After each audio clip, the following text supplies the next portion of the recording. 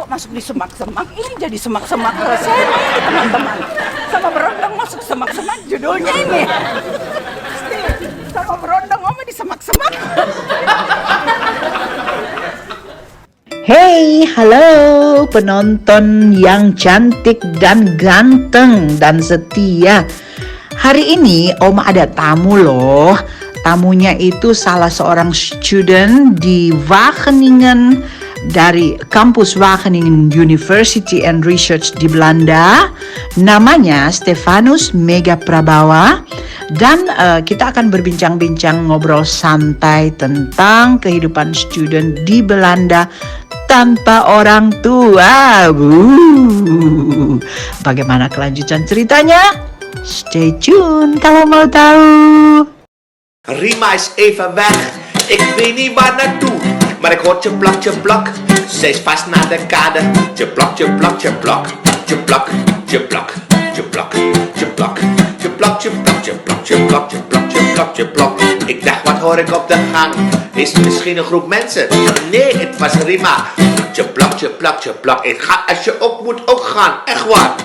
Je moet naar de wielige plak. Tjeplak, tjeplak, tjeplak. Oh yeah.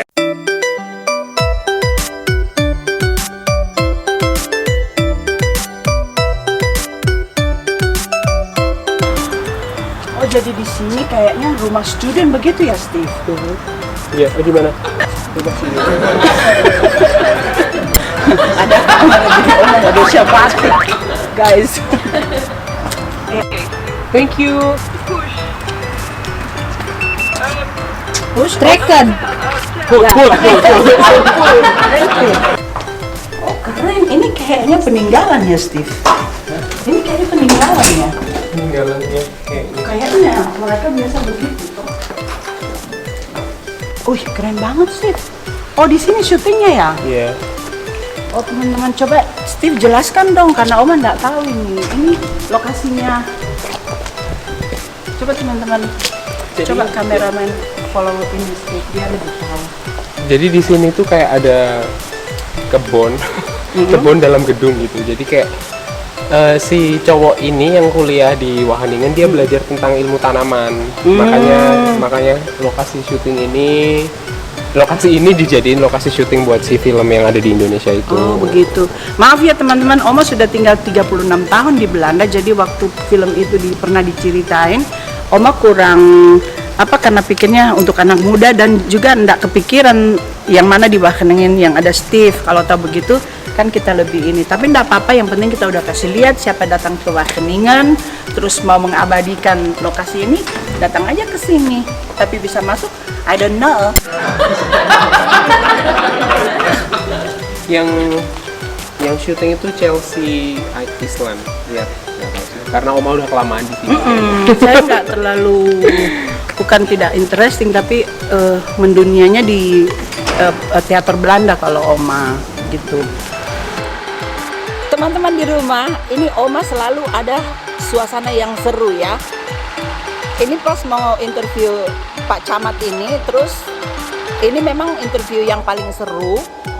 Terus ada suara-suara yang figurasi yang bukan sound effect itu teman-teman, tapi itu lagi ditutup jendelanya dengan sistem otomatisnya. Jadi kalau misalnya lagi cerah dia kacanya semua kebuka. Kalau misalkan mau hujan atau ada badai dia akan nutup sendiri.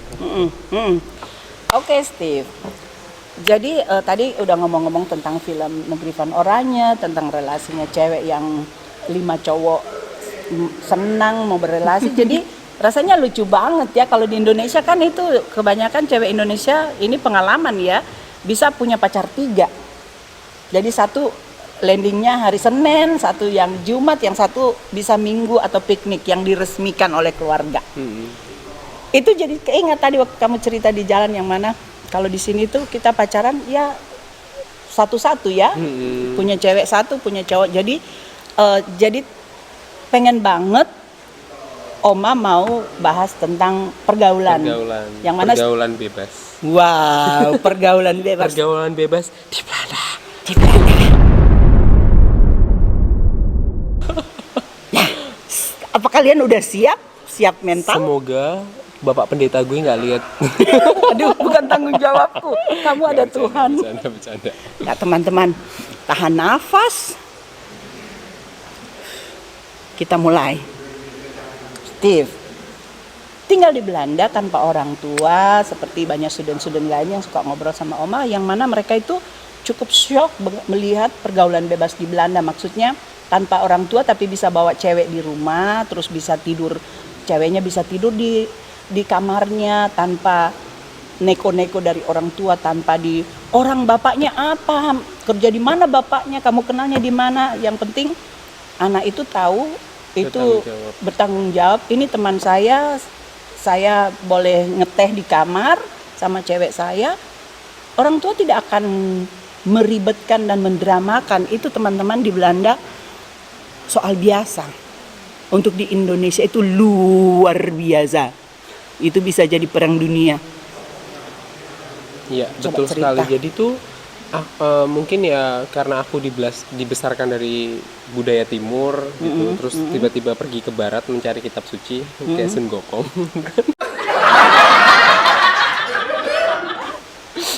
Ya, tulus jujur aja, jujur. Oma punya konten itu jujur ya teman-teman, nggak usah di. Ya jadi tuh kayak shock gitu. Baru 1 bulan kuliah di sini tiba-tiba ada sebenarnya aku kenal si orang ini, si cewek ini udah dari waktu kita orientasi waktu awal kan, sebelum Kayak pelonco-peloncoan ya, gitu. sebelum kita benar-benar belajar, kita ada orientasi itu sekitar 1 minggu sebelum kita mulai kuliah. Orientasi Nah di situ baik, ya? udah kayak PDKT flirting gitu, kedip-kedip gitu.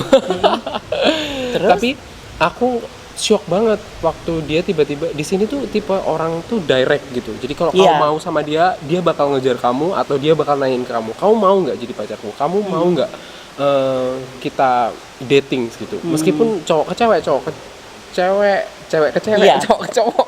Nggak ini ya, nggak ada skat-skatnya Iya, gitu. nggak ada boundariesnya di sini. Nah itu aku kaget kok. Baru tukeran nomor handphone, terus diajakin, nah, kamu mau nggak tinggal bareng sama aku?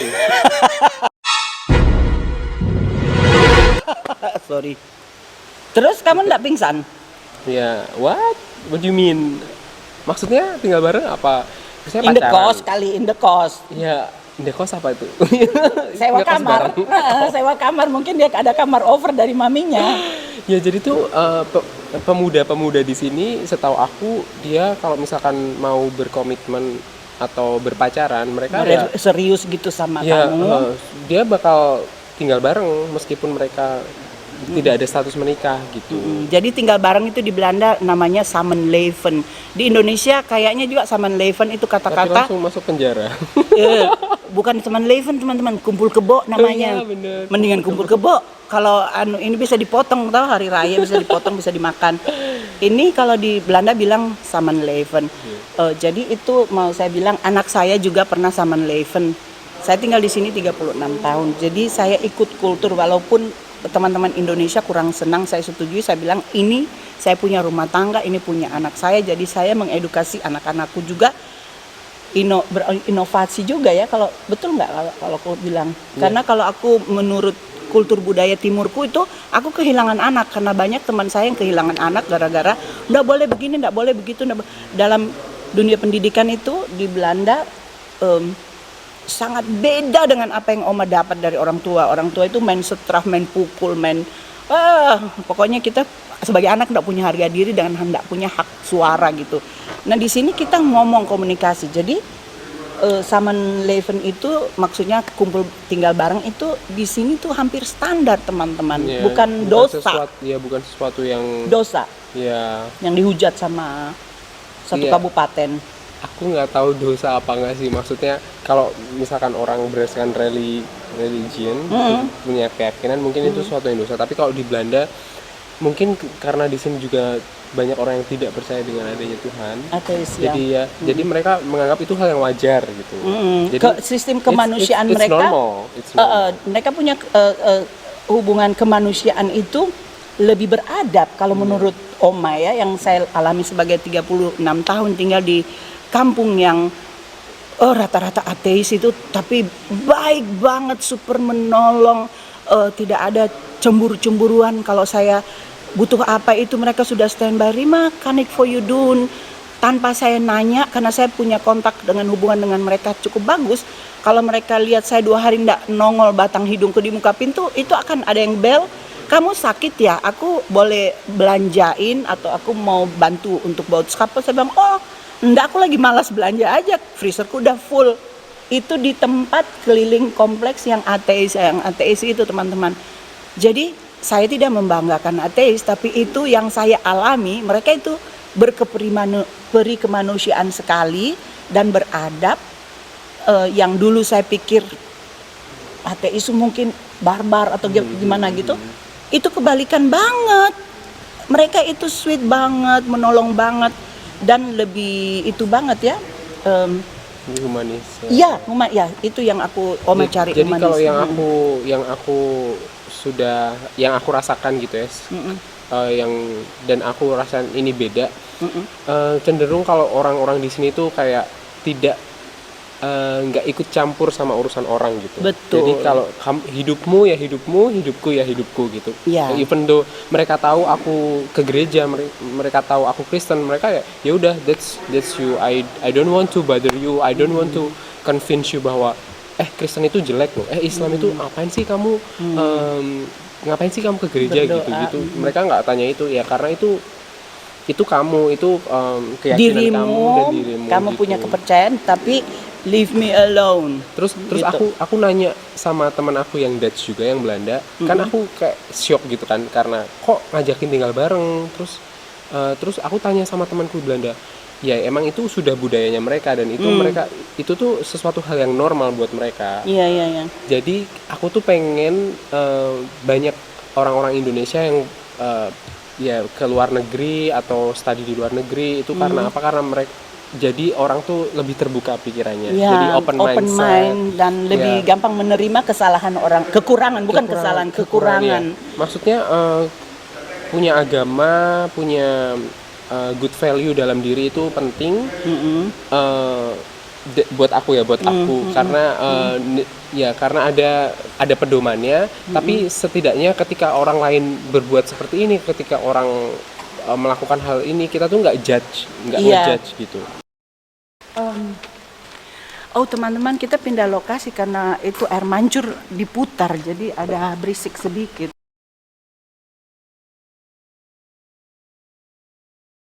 Oh ya Steve, kamu kan udah berapa lama tinggal di Belanda? Aku di Belanda udah 2 tahun. 2 tahun. Jadi kamu udah sering pergi ke supermarket kan di sini. Terus pernah lihat nggak itu aparat alat jual kondom di tembok-tembok? Ada sih, ada juga yang tinggal jadi ambil aja kayak kita ambil snacks gitu.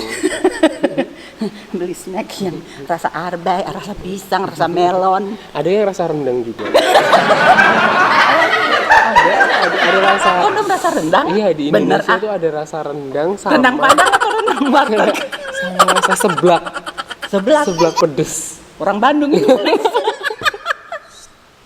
Aduh teman-teman, ribut sekali kita ada di taman ini. Kalau ada burung-burung yang terawat itu, dia sudah terbang melarikan diri ke dunianya. Masa sih Steve bilang di ya Oma sama Opa sudah enggak pakai kondom sudah main telanjang bulat saja Oma. Seblak. Rasa seblak ada. Udah pernah bawa? Udah pernah coba? Enggak lah, karena kuliah di sini makanya penasaran, pengen titip orang Indonesia kalau ke sini tolong ya titip Fiesta kondom rasa seblak. Buat Oma, mau coba sama Opa. Sepedas cabai rawit. Nanti Oma pingsan deh, habis pakai kondom rasa seblak langsung pingsan Oma. Aduh. Oh ya, terus tuh maksudnya ya aku maksudnya tuh nggak perlu malu gitu kalau misalkan membeli sesuatu yang seperti itu, karena kalau di Indonesia kebayang aku di Indonesia yang beli kondom itu teman-teman pasti pakai kacamata kayak Beyonce atau turun dari motor tuh nggak pakai helm ya. Jadi pakai helm, terus beli snack dulu, ya beli yang lain-lain, beli rokok karena kalau kondom tuh kan ada di sekitar kasir gitu ya. Oh iya. Jadi tuh kayak even ngomong sama kasirnya tuh beli rokok dulu, beli ini dulu. Ujung-ujungnya kondom dong gitu. Terus pas kalau dia belinya, terus pas istrinya nge-app kirim SMS, Mas yang rasa seblak ya, terus yang kasirnya nggak tahu ada rasa seblak diumum di mikrofon. Mbak Titi, tolong datang ke kasir 5 ini ada bapak Steve mau tanya kondom rasa seblak ada nggak di mana? Nah bapaknya melarikan diri deh. Iya, itulah perbedaan kultur. Padahal kalau di sini tuh soal biasa kita bisa beli di Kruidvat atau bikin hubungan berapi-api.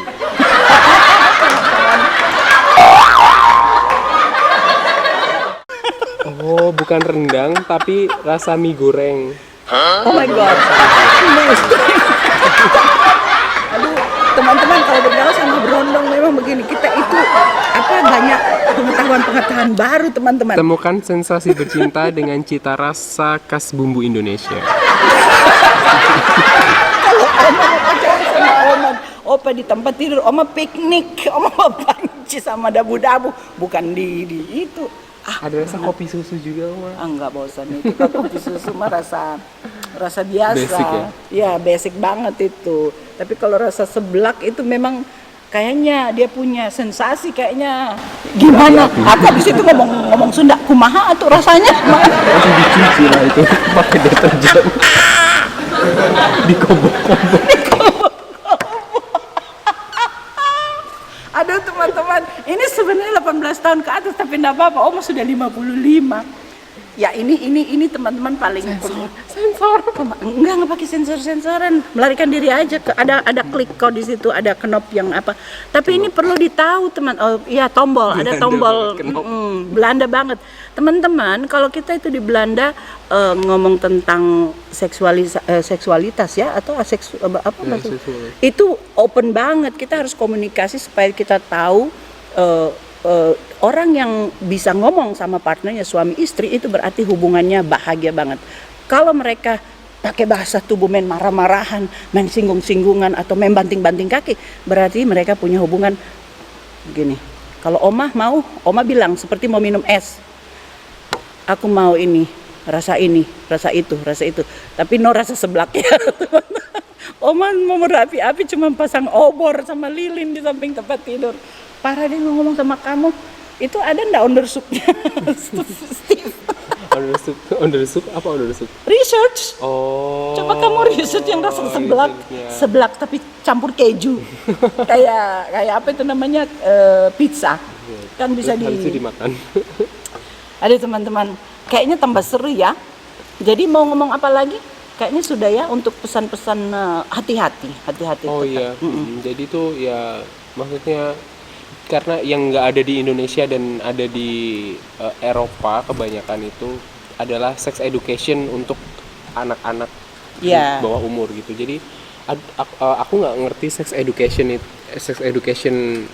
yang baik itu seperti apa dan di saat anak kecil umur berapa. Tapi menurut aku itu sangat penting sih buat supaya seseorang itu lebih bertanggung jawab dengan dirinya dan orang lain. Ya, and yang Oma mau bilang, jujur, selama 36 tahun tinggal di Belanda, saya itu kan pekerja teater, pekerja seni, sering pulang malam.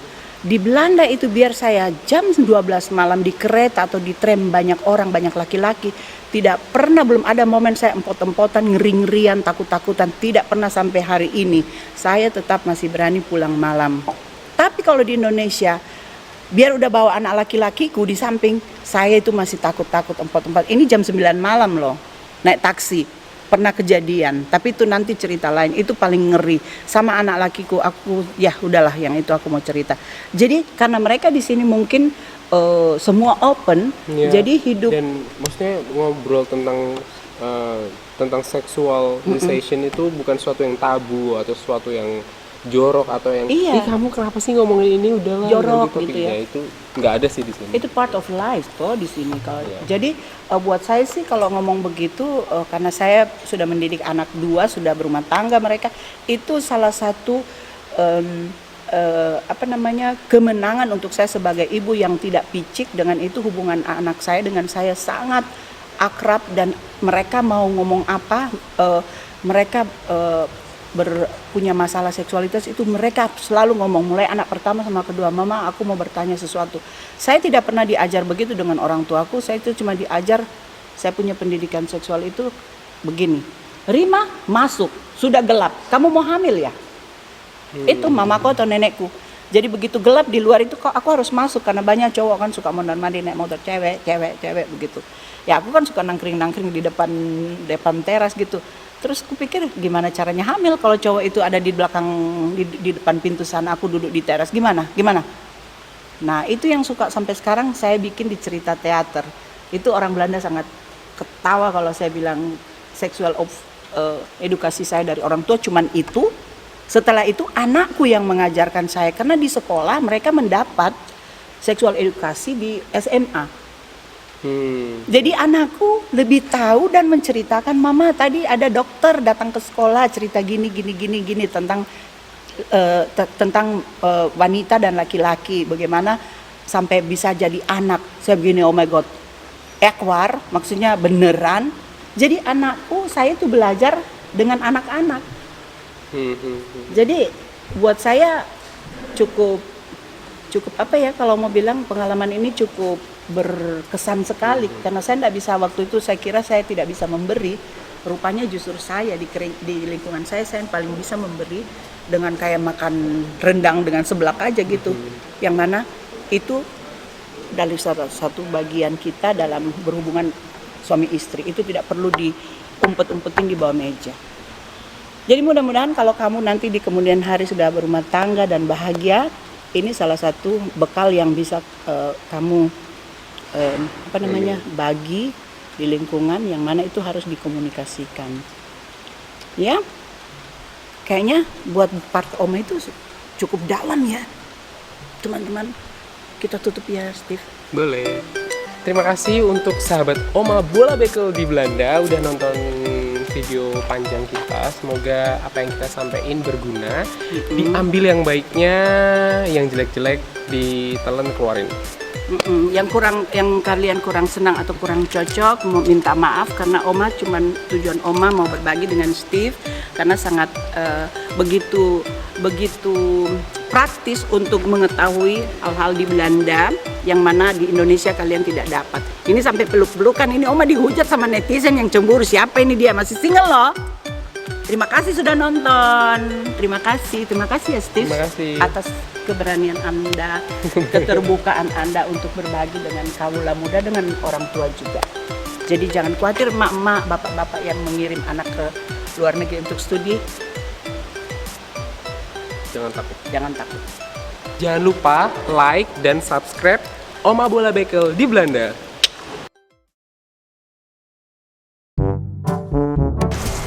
Udah jatuh.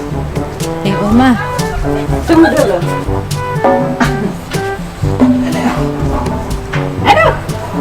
Hah? Bisa? Kok ketuk assalamualaikum dulu. Tunggu.